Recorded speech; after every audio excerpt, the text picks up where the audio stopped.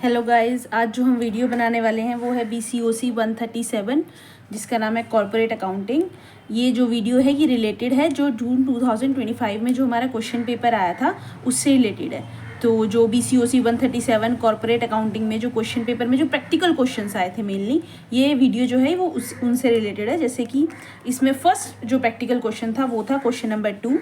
इसमें था Ram Madhavan limited passed a resolution two by back 70,000 of his fully paid equity share of ₹10 each eight 13 पर share. इसका मतलब है कि जो राम माधवन लिमिटेड है उसकी ऑलरेडी मार्केट में जो 70,000 इक्विटी शेयर्स हैं वो बाई बैक मतलब हमारे मार्केट में शेयर हैं और वो हम वापस लेना चाहते हैं। एक तरह से हमारी कैपिटल कम हो जाएगी।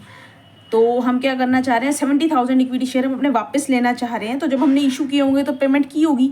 अब जब हम वापस लेंगे तो हमें पेमेंट देनी होगी।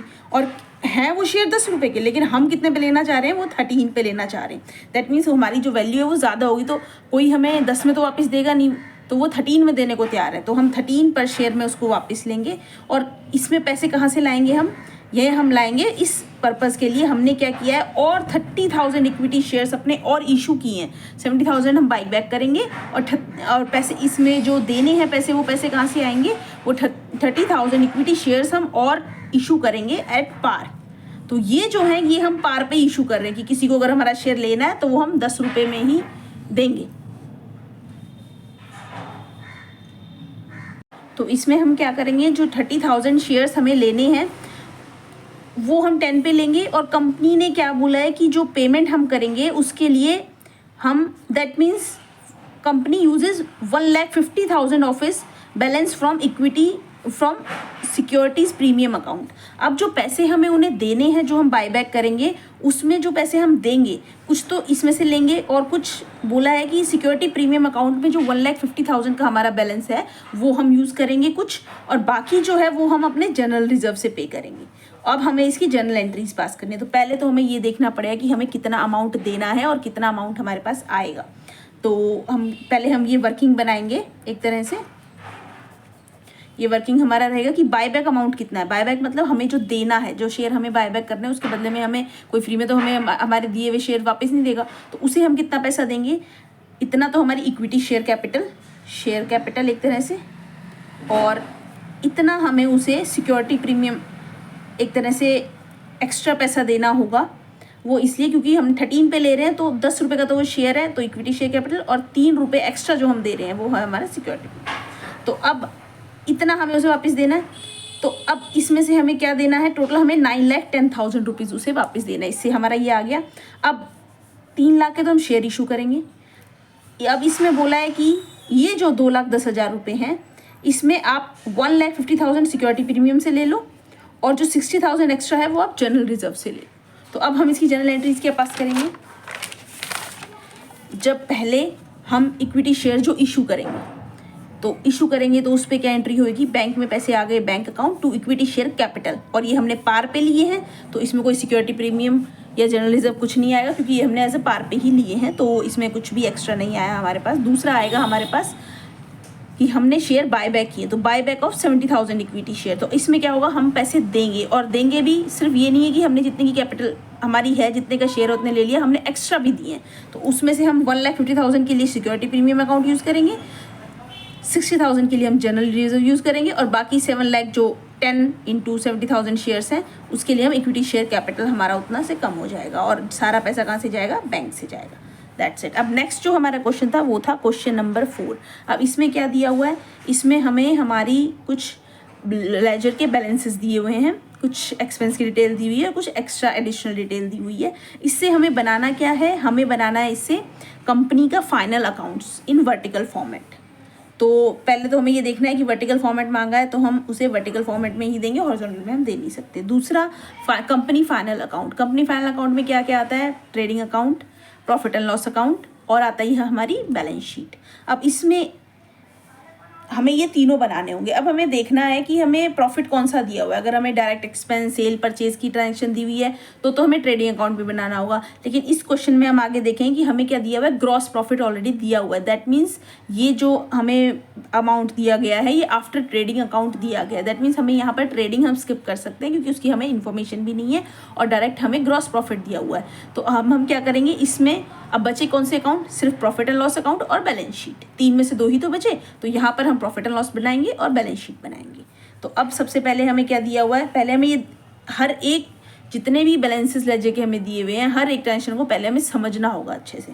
तो सबसे पहले हम क्या करेंगे, जैसे सबसे पहले हमें दिया हुआ है बिल्डिंग। बिल्डिंग की क्या दिया है, ये है हमारी बिल्डिंग की वैल्यू, बुक वैल्यू जो हमारे बुक्स में वैल्यू, और ये है हमारी कॉस्ट जितने पे हमने खरीदा था। तो अब ये क्यों दी हुई है, क्योंकि डेप्रिसिएशन जो लगेगा वो इसके अकॉर्डिंग लगेगा और बुक्स में जो वैल्यू आएगी वो ये माइनस करने के बाद माइनस कर देंगे हम इसमें से डेप्रिसिएशन।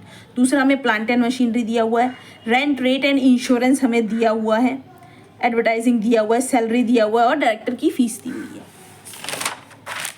अब नेक्स्ट ऐसे ही हमें बाकी सब भी दिया हुआ है, जनरल एक्सपेंस दिए हुए हैं, preliminary expense, printing and stationery, goodwill. अब गुडविल हमें पूरा दिया हुआ है। अब ये हमें देखना पड़ेगा कि कितना राइट ऑफ करना और कितना नहीं। कैश एंड बैंक बैलेंस दिया हुआ है, डेटर बैलेंस दिया हुआ है, इन्वेस्टमेंट दिया हुआ है, इक्विटी शेयर कैपिटल, ये हमें दिया हुआ है ग्रॉस प्रॉफिट। दैट मीन्स ये आफ्टर ट्रेडिंग अकाउंट, राइट। उसके बाद जनरल रिजर्व दिया हुआ है, डिवेंचर्स का अमाउंट दिया हुआ है, profit and loss previous year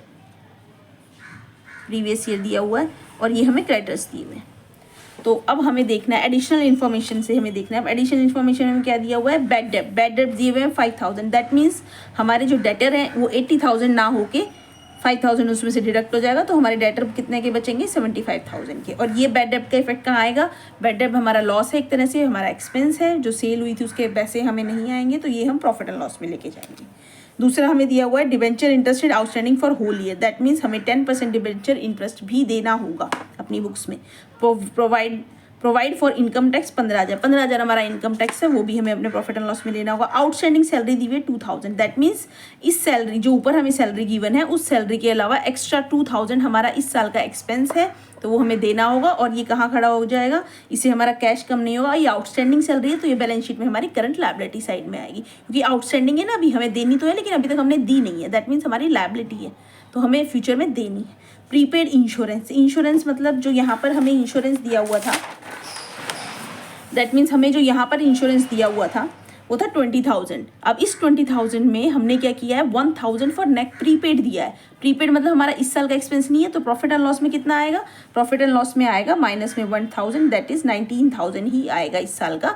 और ये जो 1,000 है ये हमारा एसेट है, क्योंकि जो हमें नेक्स्ट ईयर में पे करना था वो हमने ऑलरेडी पे कर दिया है, तो नेक्स्ट ईयर में हमारा कैश डिडक्ट नहीं होगा, तो इसलिए ये हमारा एक तरह से करंट एसेट है, करंट एसेट।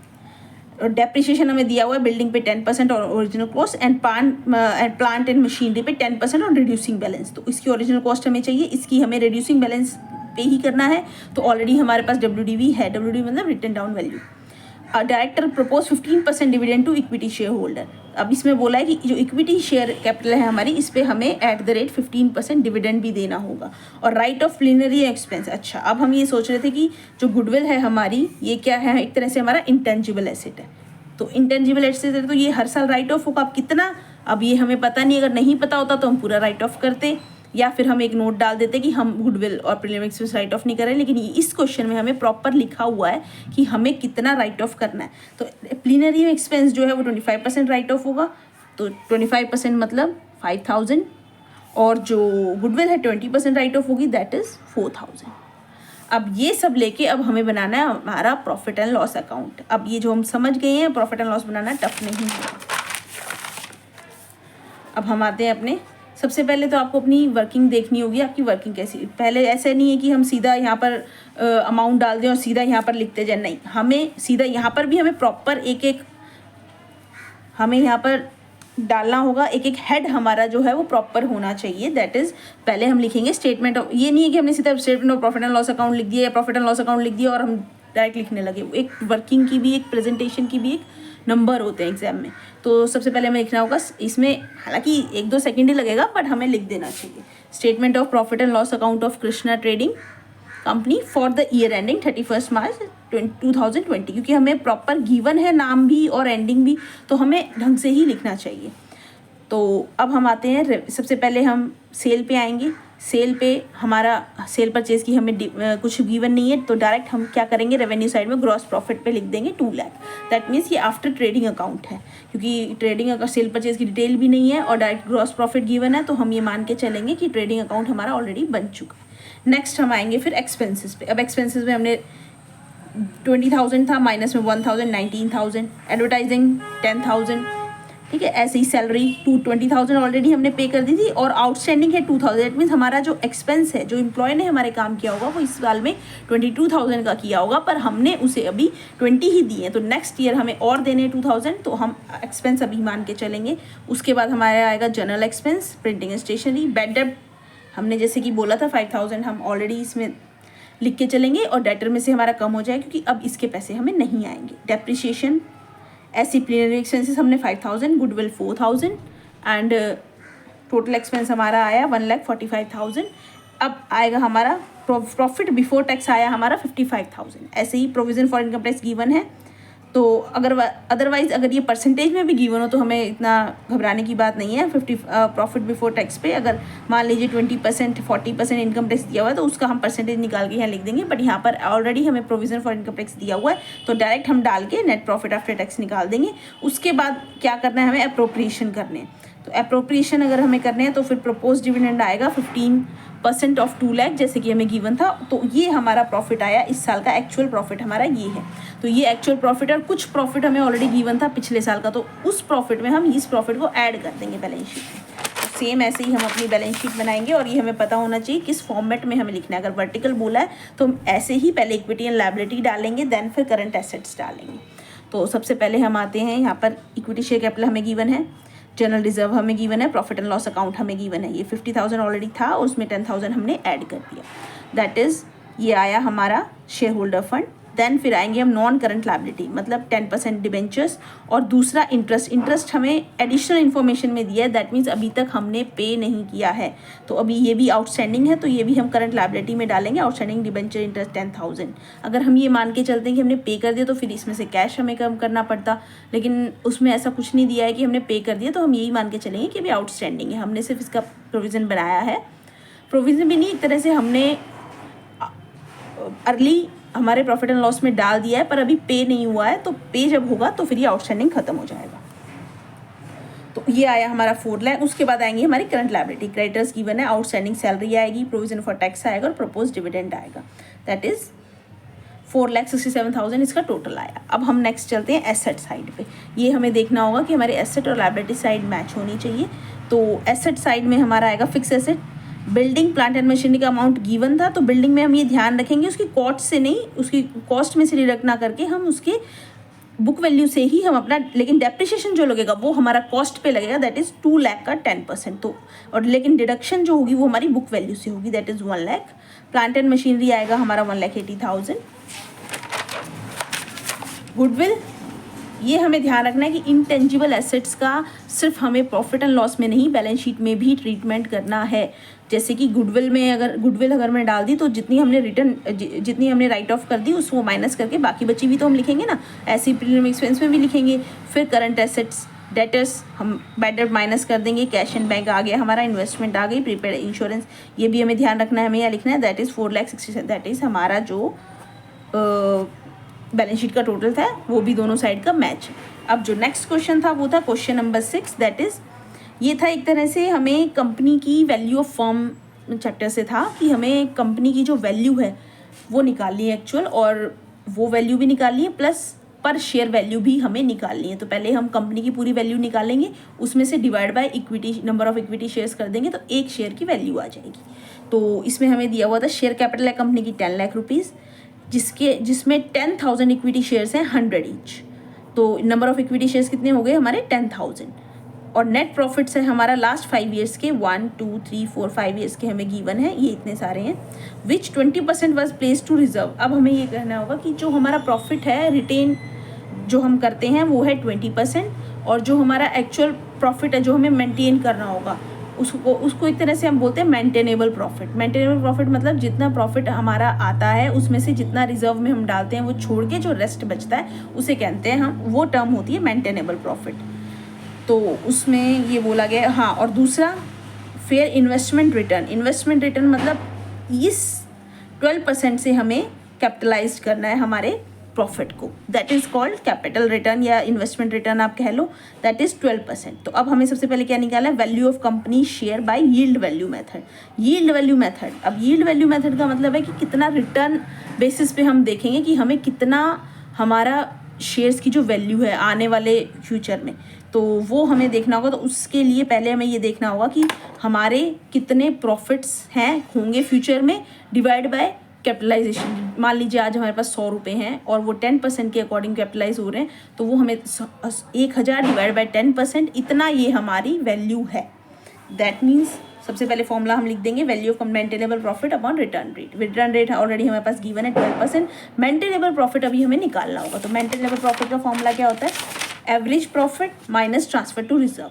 अब एवरेज प्रॉफिट कैसे निकालेंगे हम, एवरेज प्रॉफिट हम निकालेंगे 5 ईयर्स का profit divide by 5, that is 1,20,000। और मेंटेनेबल प्रॉफिट मतलब 1,20,000 माइनस में जितना हम ट्रांसफर टू रिजर्व, मतलब कितना हम रिजर्व करके रखते हैं एक तरह से, तो वो है हमारा 20%, दैट इज 96,000। हमारा जो वैल्यू है वो हमें मेंटेनेबल प्रॉफिट है कि वो प्रॉफिट हमारा आना चाहिए।